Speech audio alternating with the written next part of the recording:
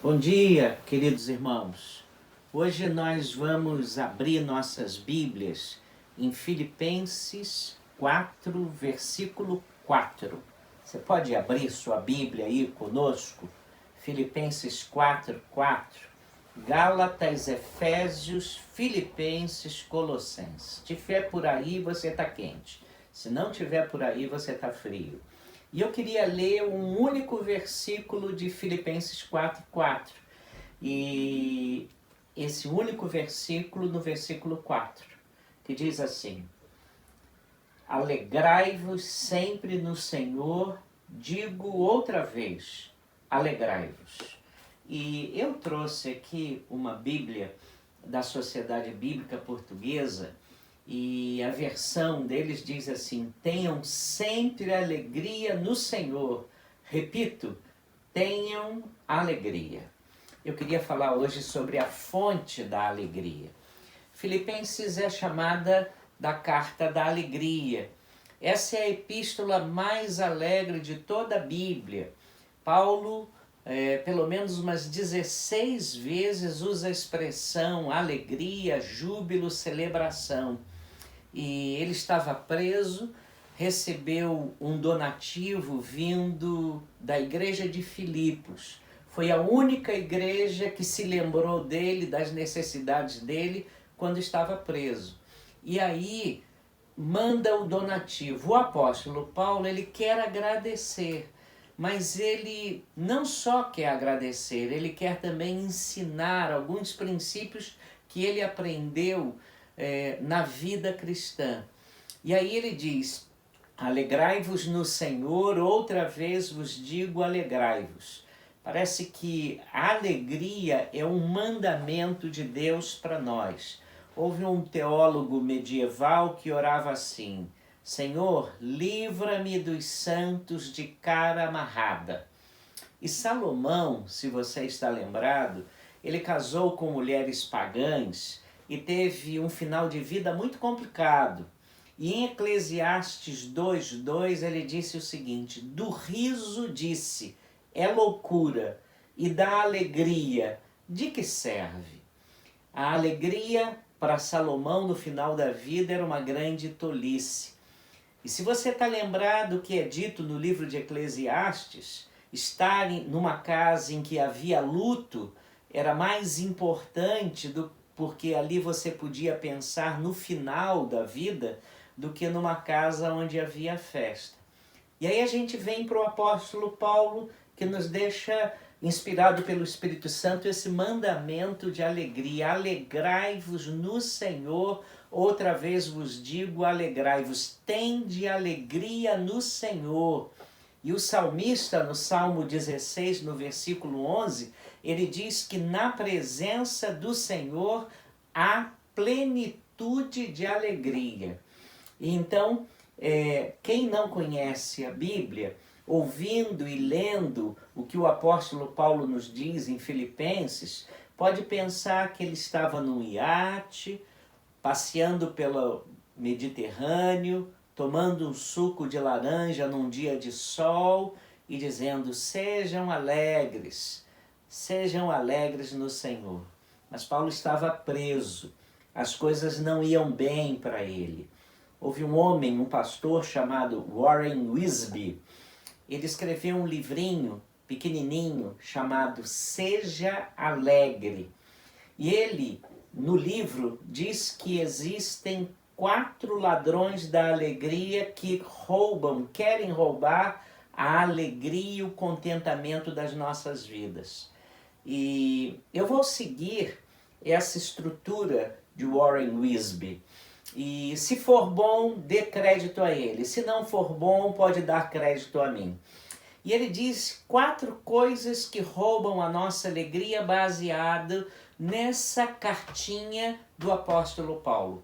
E a primeira coisa que nos rouba a alegria são as circunstâncias. E aí você vai para Filipenses 1, versículo 12, e aí você lê assim: quero ainda, irmãos, cientificar-vos de que as coisas que me aconteceram têm antes contribuído para o progresso do Evangelho. Ele estava dizendo: meus queridos irmãos, o fato de eu ter ficado preso, em vez de ter sido uma lástima, contribuiu para que o evangelho avançasse. Como a gente fica à mercê das circunstâncias para ter alegria, já reparou? Mas não é esse tipo de alegria que o apóstolo Paulo está nos falando nessa carta. Ele está dizendo para a gente ter alegria no Senhor. E se a nossa alegria depender das circunstâncias, emocionalmente nós vamos ser uma montanha russa, cheio de altos e baixos, uma pessoa com muita inconstância. Há coisas que nos levam aos píncaros da alegria, mas há outras que nos devastam e nos levam lá para baixo. Mas quando a nossa alegria está fundamentada nas circunstâncias, nós somos pessoas muito instáveis. Você pode controlar o tempo, se vai fazer sol, se vai fazer chuva? Não pode. Você pode controlar o trânsito, você pode controlar aquilo que vai lhe acontecer amanhã. Em 2008, milhões de norte-americanos com boa aposentadoria, com um nível de vida invejável, achando que estavam chegando para o final da sua vida com muita estabilidade. Aí veio o crash da bolsa. E da noite para o dia eles perderam tudo. E muitos perderam até a sua própria casa. E eles que achavam que estavam seguros, de repente, perderam tudo. Paulo está preso, acorrentado. Diariamente era vigiado e amarrado a um guarda pretoriano. A guarda pretoriana era uma guarda nobre, era constituída pelo Senado romano. E esses soldados, geralmente filhos de pessoas nobres, eles não eram treinados para a guerra, eles eram treinados nas celas. Como geralmente eram filhos de homens muito nobres, para eles não sofrerem os reveses da guerra, e então eles cuidavam dos prisioneiros nessas celas. No futuro, possivelmente esses guardas se tornariam futuros oficiais de elite do exército do Império Romano. Paulo está para ser julgado, talvez condenado e executado. Então é claro que ele não está dizendo que nós devemos nos alegrar porque as circunstâncias eram boas, mas ele está nos dizendo o seguinte: não fique contando com as circunstâncias para você ser alegre, mas alegre-se no Senhor. Além das circunstâncias muitas vezes quererem roubar a nossa alegria, pessoas, em segundo lugar, também podem roubar a nossa alegria. Você já deve ter chorado por causa de muitas pessoas. Algumas pessoas já devem ter feito você chorar. Mas você já deve ter se irritado por causa de outras. Alguém disse uma coisa que eu parei para pensar. Ele disse assim: as pessoas que nos curam são aquelas que nos adoecem. Se sua alegria estiver focada em pessoas, em gente, você vai viver como aquele adolescente apaixonado que chegou um dia, a namorada disse que não queria mais o namoro. Vai ficar chorando por 3 dias, isso é se só ficar chorando por 3 dias. Pessoas nos frustram, pessoas nos magoam, pessoas nos irritam, mas também nos alegram. E em Filipenses 4:2, se você for lá, olha lá, Filipenses 4:2, Paulo está fazendo um apelo a 2 senhoras da igreja de Filipos, Evódia e Sinti, que eram membros da União Feminina Missionária da igreja de Filipos. Estava dizendo para elas que elas deviam pensar concordemente. Há uma versão que diz assim para elas: vivam em harmonia no Senhor. Outra versão diz assim: resolvam seu desentendimento. As 2 irmãs parece que estavam brigando, se desentendendo, as coisas não iam bem entre elas, E a ideia é que elas se desentendiam com certa constância. E Paulo diz, pare com isso, parem vocês com essas coisas. Se você for ao capítulo 1, versículo 18 de Filipenses, você vai perceber também que havia pessoas que estavam querendo aborrecer, conspirar contra o apóstolo. No capítulo 1, no versículo 18, Paulo diz assim, todavia, que me importa? Uma vez que Cristo, de qualquer modo, está sendo pregado, quer por pretexto, quer por verdade, também com isto me regozijo, sim, sempre me regozijarei. Com isso me alegro, sim, sempre me alegrarei. A ideia é que havia um grupo de pessoas que soube que o apóstolo Paulo estava preso, gente com uma vida meio difícil, uma vida meio ruim, e gente que começou a pregar o evangelho porque sabia que essas pessoas com aquela qualidade de vida pregando o evangelho iam incomodar o apóstolo Paulo, espezinhar Paulo. E aí Paulo diz, não, se elas estão pregando o evangelho, melhor que elas preguem o evangelho. Pessoas são fontes de aborrecimento para nós. Ele não está dizendo para nós nos alegrarmos nas pessoas. Paulo está dizendo para nos alegrarmos no Senhor.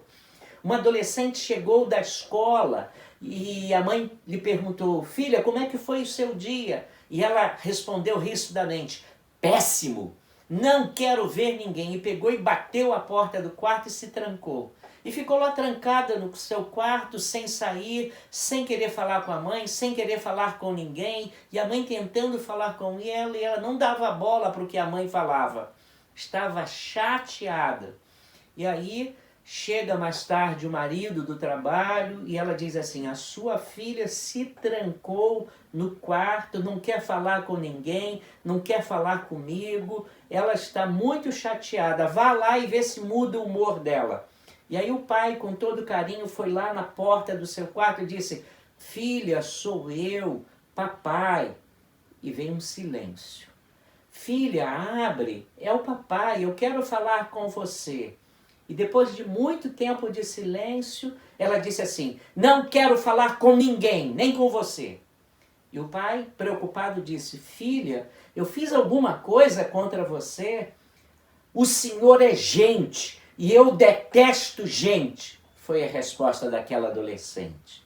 Gente, pessoas, muitas vezes roubam a nossa alegria, como esses homens pregando o evangelho queriam roubar a alegria do apóstolo Paulo, como Evode e Síntica estavam atrapalhando o bem-estar da igreja.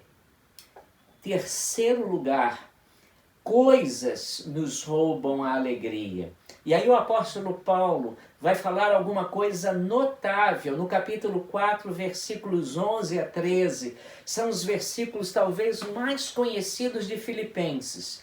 E eu leio da nova versão transformadora da Bíblia Mundo Cristão, e eu quero dizer o seguinte, a versão diz assim, não digo isso por estar necessitado, pois aprendi a ficar satisfeito com o que tenho. Sei viver na necessidade, carência, e também na fartura, tendo muito.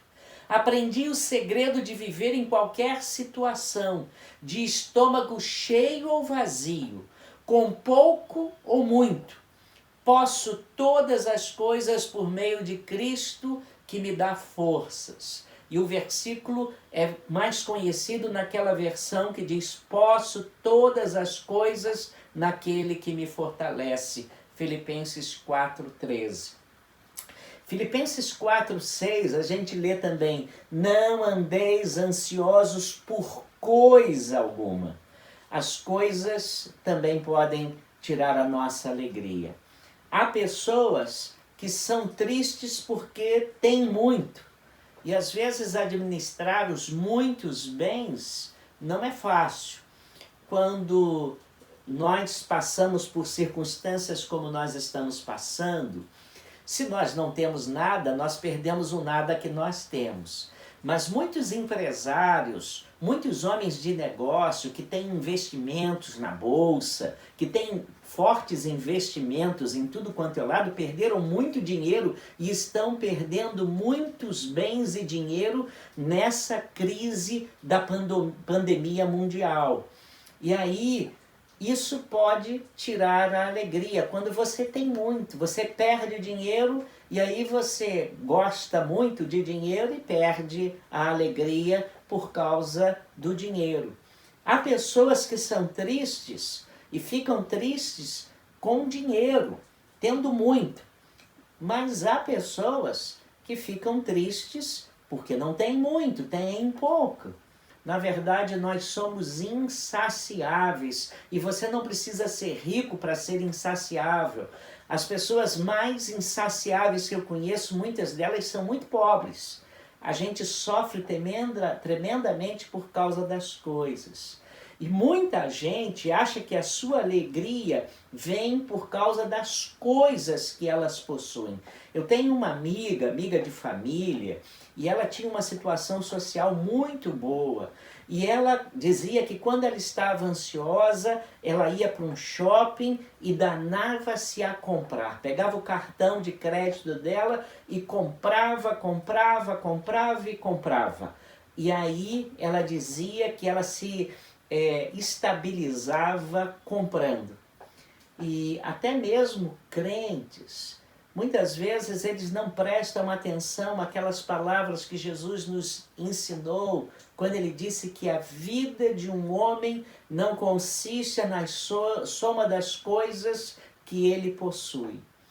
Então, a fonte da nossa alegria não podem ser as coisas. Alegrai-vos no Senhor. Num país em que Mesbla faliu, Mapping faliu, José Silva faliu, tantas empresas que nós tínhamos como sólidas, elas faliram, e nós nos agarrando a coisas, isso é uma fonte de alegria muito tola. Mas há um quarto ladrão da nossa alegria. Quarta coisa que pode nos tirar a alegria é a nossa ansiedade. E aí, no capítulo 4, no versículo 6 de Filipenses, nós lemos: não andeis ansiosos por coisa alguma, não vos inquieteis por coisa alguma, diz uma versão. Ansiedade é preocupação. Preocupação, como diz a palavra, é se ocupar antes do tempo, por coisas que podem acontecer na sua vida. Há pessoas preocupadas com a sua velhice, há gente preocupada e ansiosa por saber se terá dinheiro ou não para comer. E alguém fez uma estatística e disse o seguinte: estatisticamente, 90% das coisas que nos preocupam não acontecem. Muito das nossas ansiedades que nos consumiam no ano passado, nessa altura do ano passado, sabe da verdade? Nós já nem nos lembramos e vivemos nos consumindo pela expectativa daquilo que virá. E nós nos ocupamos das coisas antes que elas aconteçam. Um amigo meu estava dizendo que no seminário que ele fez havia um professor norte-americano. Ele tinha 2 metros de altura, falava português com certa dificuldade, mas gostava de ficar ouvindo as discussões dos seminaristas. E um dia um grupo de seminaristas estava discutindo, e eles estavam discutindo algumas coisas assim: se alguém me assaltar, o que é que eu faço? Como é que eu reajo? E aí um outro falou assim: e se me derem um tiro? O que é que eu faço? Qual deve ser a minha reação? E se eu bater com o carro, qual é a minha reação? E eles começaram a imaginar os piores cenários possíveis que eles pudessem passar e antever o tipo de reação que eles deveriam ter. E aí eles conversavam sobre isso e perceberam que esse professor estava prestando atenção à conversa, e aí perguntaram ao professor norte-americano: o que o senhor acha, professor, disso que estamos falando? E aquele homem disse para eles o seguinte: não atravessem o rio antes de chegar à ponte. Eu vou repetir: não atravessem o rio antes de chegar à ponte. A gente que se consome de tristeza, preocupadas com coisas que um dia, quem sabe, podem acontecer. E aí desgastam a sua vida por bulhufas. Bulhufas é uma palavra antiga que eu estou redescobrindo hoje. Estão gastando suas ansiedades por nada. Preocupação e ansiedades não valem nada, eles roubam a nossa alegria. Então, como é que a gente encontra alegria com tantos ladrões à nossa volta? Circunstâncias, pessoas, coisas, preocupações. O apóstolo Paulo nos dá a resposta em Filipenses 4:4. Alegrai-vos no Senhor.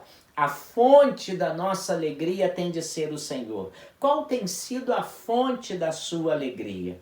Há um episódio registrado em 1 Samuel capítulo 30. Davi estava com seus valentes e foi guerrear. E quando ele foi guerrear, saiu de casa com esses seus amigos para a guerra. E eles guerrearam, acabou a guerra, eles voltaram para o seu campo, para a sua base. E quando voltaram, bastante cansados, querendo encontrar suas esposas, seus filhos e bens, chegaram lá no arraial, não estavam lá. Enquanto eles estavam guerreando, os amalequitas, outros inimigos, entraram no arraial onde eles deixaram as suas famílias, saquearam tudo, queimaram, levaram seus filhos cativos, uma tragédia. E aqueles homens que eram homens de guerra, homens violentos, eles choraram até não terem mais forças. Para piorar, eles olharam para Davi e disseram: o culpado disso é você.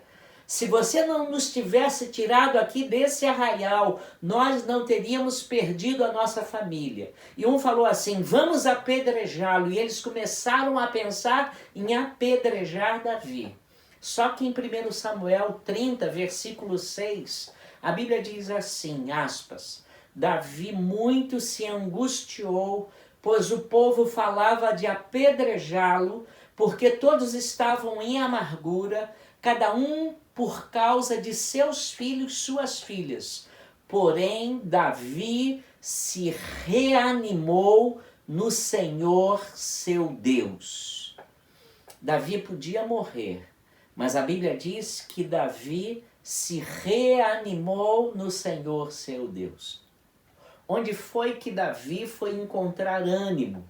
Onde foi que Davi tinha fonte da sua alegria e do seu ânimo? Você pode estar dentro de um fogo cruzado. A sua vida pode ter um histórico de perdas. Onde é que você está buscando solução para os seus problemas, para as suas angústias, para as suas dores? O apóstolo Paulo, preso, encarcerado, amarrado a um soldado, diz assim: alegrai-vos no Senhor, outra vez vos digo, alegrai-vos. Muitos acreditam que a alegria é um alvo a ser buscado. Quando as notícias não são boas, como é que você vai ter alegria? Alegria não é um alvo. Alegria não é um resultado. Alegria não é um fim em si mesmo. O apóstolo Paulo está nos ensinando que a alegria é consequência. Talvez o que eu vá lhe dizer lhe frustre muito agora. Deus nunca se propôs dar a você alegria pela alegria. Embora seja isso que ele exija de você. Sabe o que Deus espera de você? Sabe o que Deus espera de mim? Espera de nós, povo dele? Santidade. Deus espera vida íntima com Deus. Porque se você buscar alegria, você não vai ter alegria. Eu me lembro que muitos anos atrás, o pastor Alcione Tadeu dos Santos, nosso querido pastor, que foi pastor interino da nossa igreja em 98 para 99, ele contou a história de um homem muito angustiado que procurou um psicólogo, dizendo da sua tristeza, dizendo do seu vazio, dizendo do seu interior. E o psicólogo falou algumas coisas para ele e disse assim: olha, há um circo aqui na cidade, muito bom, tem um palhaço lá que você vai rir muito. E aquele homem virou para aquele profissional e disse assim: o palhaço sou eu. Se você buscar alegria em coisas, em circunstâncias, em pessoas, meu amigo, se você buscar alegria nisso, você vai se frustrar. Mas se buscar a Deus, você terá alegria. A alegria da sua alma só será plena se ela for encontrada em Deus, no Filho de Deus. Não é alvo, é consequência, é resultado. Paulo está na cadeia, mas é capaz de escrever a carta mais alegre de toda a Bíblia de lá. Por 16 vezes ele fala de alegria e celebração. A fonte da sua alegria não estava nas circunstâncias. A fonte não estava nas pessoas. A fonte não estava nas pessoas, nas coisas. A fonte estava em Deus. E eu quero desafiar você que acha que a sua vida está pesada demais, que acha que a sua vida está muito difícil, que a sua experiência hoje é muito difícil, a alegrar-se no Senhor. Talvez você possa dizer para Deus, com toda a sinceridade do seu coração: Deus, eu quero descortinar, abrir, arreganhar o meu coração para o Senhor. E eu quero mostrar o meu coração irritado, quebrado, desanimado, pesaroso, mas eu, Senhor, estou cansado de ter nacos de alegria. E eu não quero isso. Em nome de Jesus, dá-me a fonte da tua alegria. Eu quero ir para perto de ti e quero andar na tua presença. E, ó Deus, eu sei que se eu andar na tua presença, a fonte estará bem pertinho de mim, a fonte da alegria. Saiba que quanto mais devotados a Deus, quanto mais comprometidos com o Senhor, quanto mais ligados com o Mestre, mais perto nós estaremos da fonte de alegria. Então, apesar das circunstâncias, apesar das coisas, das pessoas e daquilo que quer causar ansiedade no nosso coração, diga para Deus: Deus, eu quero me alegrar em Ti. Deus é a fonte de alegria. Talvez seja por isso que você não viva alegre. Há Deus na sua vida, Deus está aí dentro do seu coração, Deus está trabalhando, vivendo, operando dentro da sua vida. Então, se não, vem para perto dele, pois nele, como diz o salmista, há abundância de alegria. E que Deus o abençoe. Vamos orar? Vamos. Eu queria orar por você, queria orar pelo restante desse dia, queria orar por essa semana, queria pedir que Deus seja o grande impulsionador de alegria na sua alma e no seu coração. Vamos orar? Ó Pai, nós estamos passando dias tão difíceis. Muitos dos meus queridos irmãos estão solitários, outros estão, ó Deus, muito limitados, com pouco espaço até para caminhar. Alguns estão preocupados com a sua vida financeira. Outros estão preocupados com pessoas queridas que correm riscos diante dessa pandemia. Outros, Deus, estão passando por crises emocionais tão grandes de ansiedade. E Tu dizes para nós nos alegrarmos em Ti. E nós queremos, ó Deus, que o Senhor veja o nosso coração, e nós queremos convidar o Senhor para trabalhar em nossas vidas, o Teu Espírito, ó Deus, que seja o nosso grande advogado, o nosso grande ajudador, o nosso grande consolador nessa semana, que o Senhor nos reanime como o Senhor reanimou Davi, que o Senhor nos levante, que o Senhor coloque pela Tua palavra esperança no nosso coração e que, mais do que esperarmos por coisas, por pessoas, por circunstâncias, nós queremos esperar no Senhor e obter do Senhor a fonte de alegria. Ó Deus, derrama alegria no nosso coração, vinda da nossa experiência com o Senhor. Ó Deus, nós pedimos por aqueles queridos irmãos que estão profundamente tristes, outros que estão desesperados, outros que estão, ó Deus, bastante desmotivados para a vida, que a Tua graça, Tua misericórdia, a lembrança da ação do Senhor dentro do nosso coração, aquilo que Tu já fizeste por nós, a maneira como Tu já agiste, a maneira como em momentos difíceis o Senhor nos socorreu e nos ajudou.